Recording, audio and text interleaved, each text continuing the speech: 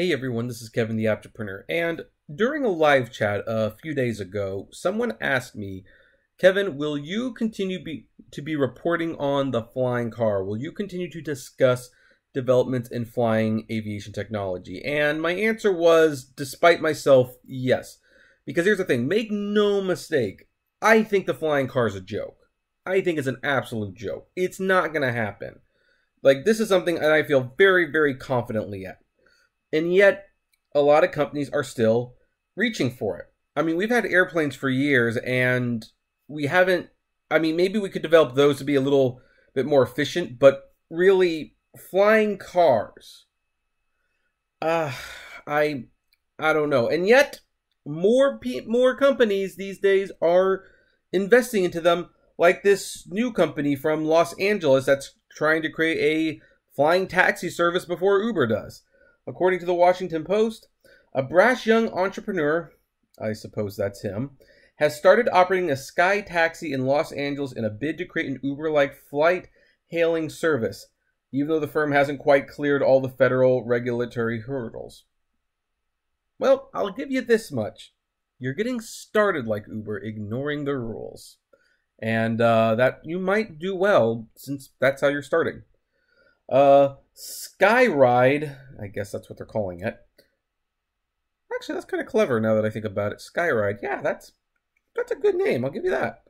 Has begun using small planes and a federally licensed pilot to fly people on quick hops above LA's notorious traffic jams on shorter notice and at lower prices than one generally finds for commuter air services using turboprops or small jets. Although the process for booking a flight and getting to one's destination is still a bit more complicated than it is for ride-hailing services on the ground, the aim of the beta launch is to work out the kinks and ultimately make it relatively easy to order a flight in the LA metropolis, the operators say. Now, first things first, before we continue, it should be noted, this is the first time I've heard about a flying car service that actually has admitted they have a authorized pilot. Like what was it? What was the term? A federally licensed pilot to fly people. That's because these aren't cars. They're jets, they're airplanes. They are flying cars don't exist.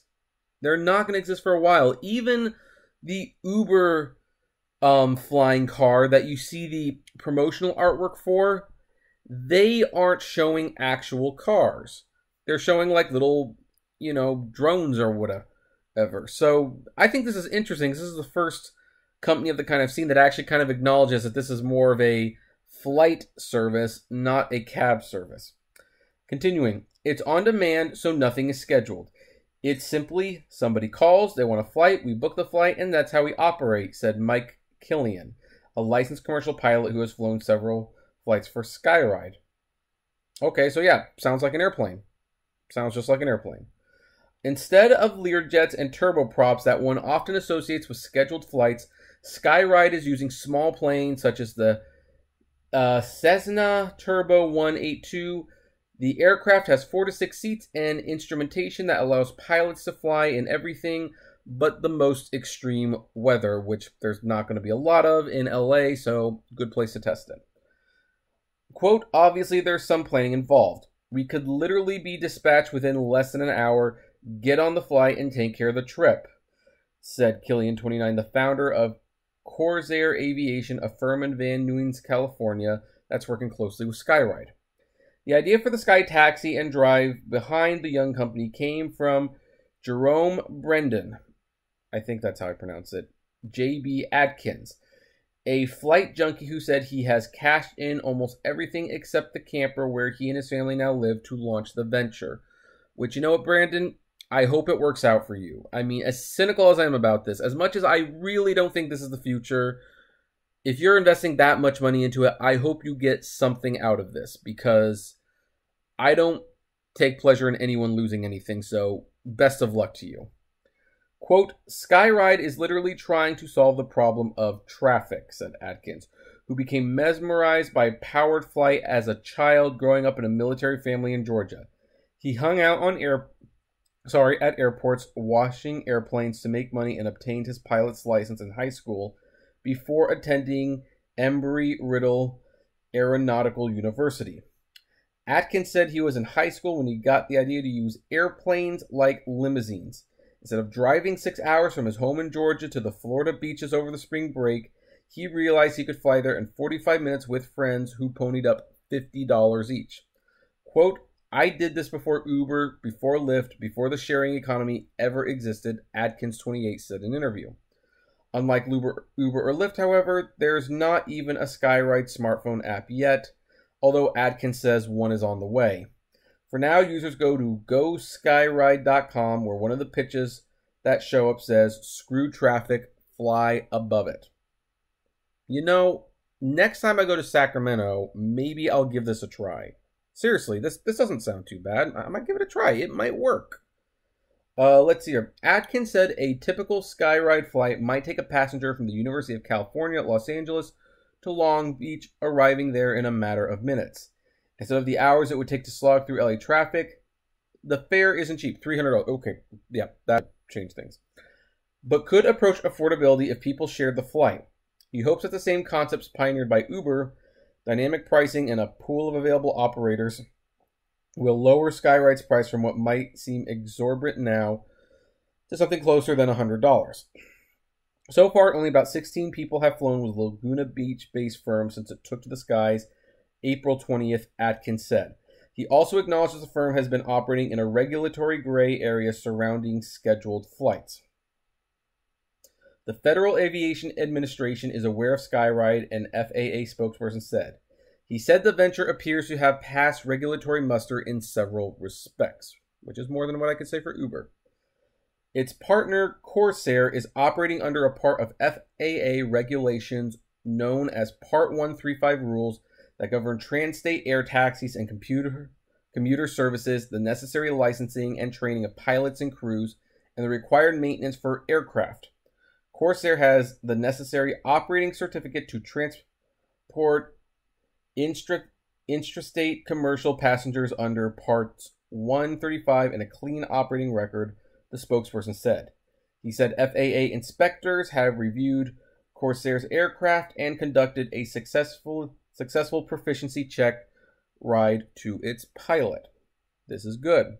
They're getting all their ducks in a row. Meanwhile, Skyryde appears to be essentially acting as a broker and does not need a Part 135 certificate, the FAA spokesman said. He added, however, that it's not entirely clear that the fledgling business is fully complying with the murky and Byzantine regulations in the Department of Transportation, not the FAA. That govern flight brokers and whether a flight is truly on demand or has become a scheduled route. So, anyway, I probably should finish it, but I think you get the point. So, I think what's pretty clear about this is even though they're kind of selling this, like the newspapers and the media and stuff I'm talking about, as a Uber-like service, it's pretty clear it's not. This is plane transportation. It's aircraft travel. They seem to be very upfront about this. They just want to make it cheaper and more efficient. And you know what? If they can succeed in that, that is fine. And here's the thing. We have had airplanes for a long time. We have very economic airplanes. We have very portable airplanes. We have so many different airplanes that this could eventually work. The flying car, not so much. And by the way, what's also interesting to note in this article, notice how they're getting approval from the FAA. Notice how they're getting pilots. Notice how they're getting certified. Notice that they're doing all these things that Uber cannot even begin to answer. When questioned about these things, Uber says, well, we'll figure that out. We're hoping we don't have to deal with them at some point. Yeah, bite me, Uber. You're going to have to deal with it at some point. So I'm going to be honest. I didn't read this article when I started making this video. I'm just like, well, you know what? That's a topic for today. But now that I pretty much read the article, I have to say, I'm fairly impressed. This sounds like a pretty good idea in my opinion. And it's not just because Uber's not doing it, and I trust this guy with my safety more than I do Uber, but because this guy is being very upfront. He wanted to be a pilot. He has a pilot's license. He knows what this takes to run. He's getting the paperwork done. He's doing it all properly. And he seems to have a plan, a slow one, but one that could eventually pay off. And the fact that he's willing to invest so much of his personal stability into this company leads me to hope that he will succeed and he will be successful. And I hope he is. I really hope he is. This guy seems like a true entrepreneur, which is what all of us are, if we are to be honest. Because if you're watching my channel, it's because you want news on entrepreneurial stories. So that's what we're here for. But anyway, I would love to ask you guys this question. What do you think of this service? Do you think Skyryde is going to be a big deal? Do you think it's going to putter and fail? Why? Why not? Please comment below. Like, favorite, share, subscribe. If you enjoy the videos I make, consider becoming a Patreon member. It's totally optional, but even as little as $1 a month can go a long way to helping the channel run smoothly. And as always, flame responsibly. Have a good one.